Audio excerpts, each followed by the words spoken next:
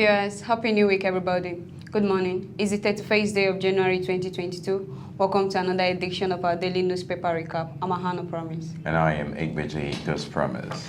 With me is the Poitus newspaper. First headline, Empowerment Program hijacked.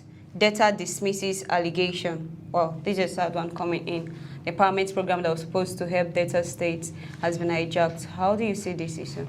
Well, there's been so many allegations on the Delta State government and its committee with regards to empowerment programs that various empowerment programs that has been brought by the Delta State government are being hijacked by those who are in charge of it.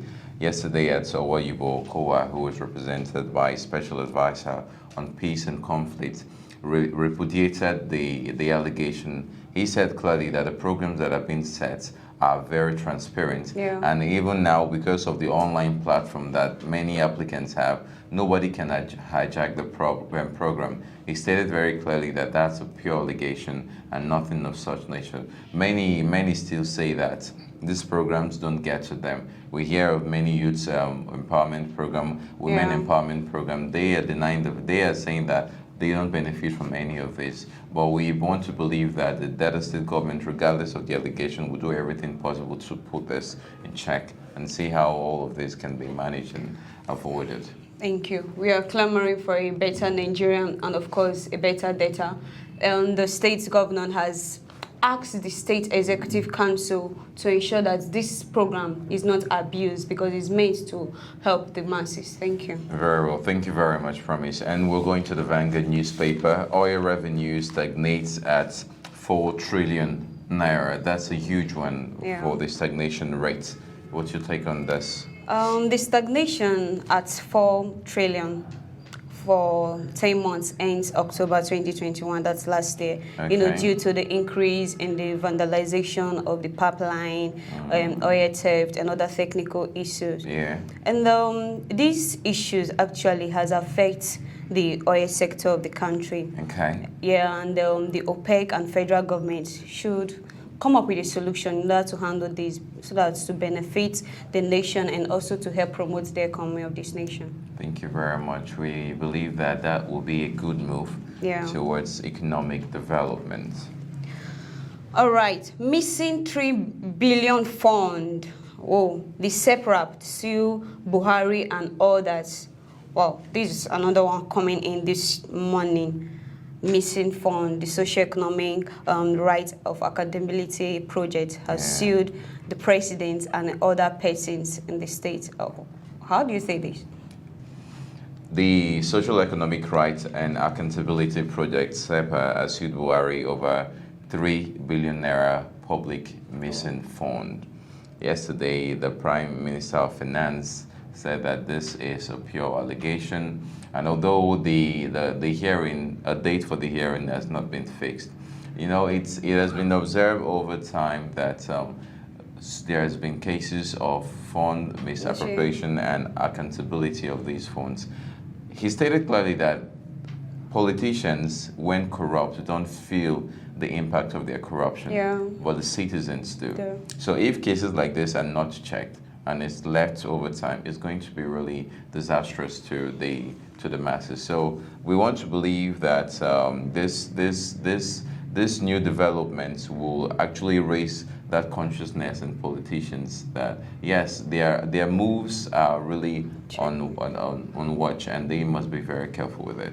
Oh, thank you so much. We are trying to make Nigeria a better place, and all that needs to be done to make this happen should be done. Thank you very much. And we're still on the Vanguard newspaper. Ahead of 2023, APC leaders splits over Tinubu. That's quite fun. There's been a split of APC leaders, all revolving around the presidential aspirant Tinubu. Your take on this? This division is going to affect zoning of National Working Committee and the National Executive Committee, even offices ahead of the February 26th National Convention. Even a whole lot of offices surrounding the APC. From my opinion, I think the APC founding leaders should sit down and address the body of course, because if you look at it, APC is a political party. It's not an election platform, so they should fix this. Thank you very much. So it's a political party and not an election platform. So let's let the leaders in APC pay very keen attention to this problem at hand. Another headline on the Poitus newspaper, soldier killed, 2 others injured as gunmen ambush troop in Rivers State. Wow. This is a sad one coming in this morning, an ambush, even on the security arm of the state. Yeah. How do you see this issue? It's quite, it's very sad that security agencies or security agents are being killed just anyhow in our country. This happened yesterday, and although the acting Army Deputy Director is yet to confirm the incidents around the death of these soldiers, but we want to express our sincere condolence to the families of the soldiers, and we have to really address the security issue in our country so that occurrences like this can be highly minimized. All right, thank you so much. You know, investigation is still ongoing concerning this issue, and Lieutenant Colonel Charles A.K. Ocha is yet to prove this, and he has promised to verify and get back information to the state. So let's pray that this culprit behind this act is brought to back. Yeah. All right, we're still on Delta State from the Vanguard newspaper. Delta safe with enablers for ease of business. This was brought to us by our governor, Senator Dr. Ifeanyi Okowa. Well, this is actually a good one, you know, due to the adequate infrastructures in the state, and the city governor, Governor Ifeanyi Okowa, you know, he has said that doing business in the state will be very much easy because infrastructures has been made possible. And they also say that prospective investors can come into the state and operate freely, knowing fully well that the state is cool and the necessary things for whatsoever business you want to do are in place. So I appreciate it. You know, CORE has been doing a lot in terms of supporting business, supporting entrepreneurship programs, and all of that. You know, also trying to make data a better place. It's a very nice one. So the fact that we have our governor is really working hard on creating a very conducive environment for business to thrive. We want to take very good advantage of this rare opportunity. It's indeed a rare opportunity. We commend his effort for that. Electoral, as federal government proposes 18 modular refineries. This is an encouragement and also a new development. Yeah.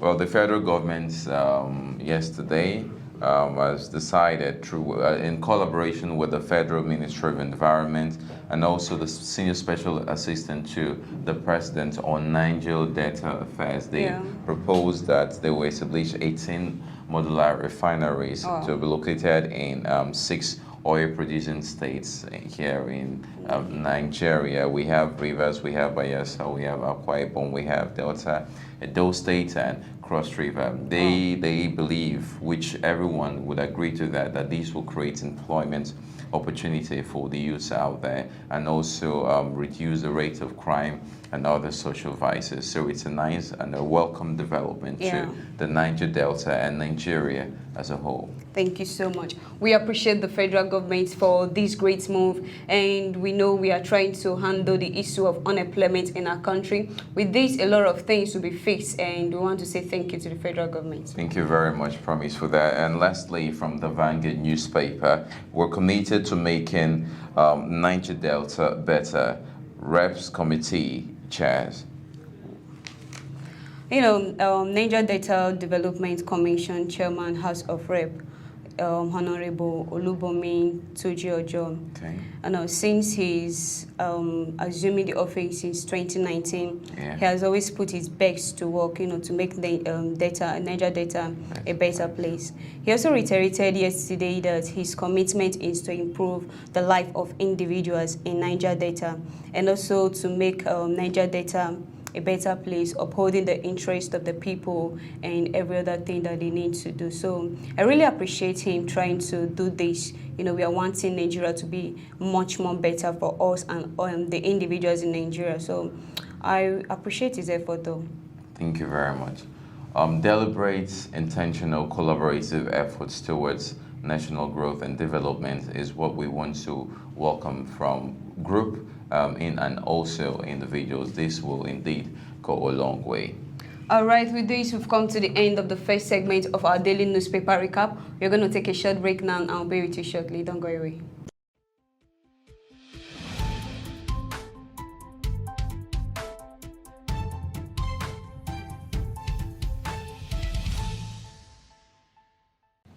Hey there, have you heard of Schoology Limited?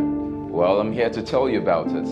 Schoology Limited is a real estate company and an educational-based media company that is here to serve you better in terms of property management and property supervision. We also sell lands at very affordable prices. We are also into media. I believe you want to know more about Schoology Limited. I want you to kindly visit www.schoologylimited.com. Yeah. All right, viewers, welcome back to that very short break. We're still usually on our daily newspaper recap, but this time we're going to the back pages of our newspaper. And on the Vanguard newspaper, Napoli not keen on Osimhen's Premier League move. So this is a new one coming up. What's your take on this? Napoleon President Aurelio, has ruled out any transfer deal for Victor Osimhen this January window. Turning down the offer from the Magpies. I think he has a point, so we just have to keep our hands crossed and watch him do his things. All right, thank you very much for that one. All right, going straight to the Poitus newspaper, first headline, it says, denial of presidential slots to Southeast, conspiracy against Indigbo. Wow, this is no one coming in this morning. How do you see this issue, Tan? It's 61 years after independence, and no evil man has sat on the presidential seat. Yeah. There's been so many conspiracies and sentimental feelings with regards to this. Yeah. Could it be that the sentiments tracing back to the Civil War and also even the present demand of the Igbos to have their own sovereign state is the reason they cannot access the presidential seat? Well, this time around, the Igbos are clamoring for their own slots. They believe that, and they are saying that it should be zoned to them this time around, and they cannot really sit back and watch another 4 years go by, and they have been denied the seat. So I think that a hearing should be given to them. In line with because it's a peaceful request on this one. All right, thank you. In my opinion, I think the presidential position should be regulated amidst the seized geopolitical zone of the country. I don't know, what do you think, Nigeria, looking at the issue at hand concerning this conspiracy of the Igbo? I'll leave that for you. Well, okay, we're still on the Vanguard newspaper. Aruna set new African record. Hits top 11 in ITTF ranking. This is a new one for the African continent. Kwandre Aruna yesterday, broke his own record after the quarterfinal at the 2021 World Championship. He rose to the 14th in the world ranking to become the first African in history to have attained that height. Wow. So he's actually paving way and making waves. So it's an applaud to him and the country itself. That's a very good one. They should serve as a motivation to everyone who is aspiring for greatness. You can always break your own limits and also break public limits. As it is said, you should aim for the moon, and if you miss, you might just be lucky to hit one of the stars. Thank you. Next headline on the Poitus newspaper, it says, proprietors demand action against bullying in school. Bullying has become something that is reoccurring in our schools recently. What's your take? School administrators are saying that addressing the issue of bullying in our Nigerian schools, because it's becoming an academic pandemic, they are saying that it's beyond just the school administrators. they are saying that they need governmental intervention. Yeah. They are saying that they need religious intervention. They need community leaders to also look into this, so that together with the collective effort that they will put in place, this can be addressed. So we are calling out to the government to look into this issue, so that since the school administrators are now calling out to the government, if a collaborative effort can be put in place, creating agencies or agents to watch this, it can actually be managed or completely eradicated. Thank you so much. As you know, a threefold cord cannot easily be broken. We appeal to the federal government to come to the aid of this issue at hand in order to handle bullying in our school, because it's actually getting out of hand. Thank you. All right, with this, we've come to the end of today's edition of our daily newspaper recap. As usual, I will leave you with words on Mambo. Today's own says, anybody can make history, but it takes just a great man to write it. I think that again, anybody can make history, including you, but it takes a great man to write that history. This is coming from Oscar Wilde. All right, thank you for watching. We've come to the end of today's segment. I remain my humble self, Ahana Promise. And I am Igbeji, God's Promise. Don't forget to follow us across our social media pages. Don't forget to like and subscribe to our YouTube channel, SPB TV Africa. Thank you for watching.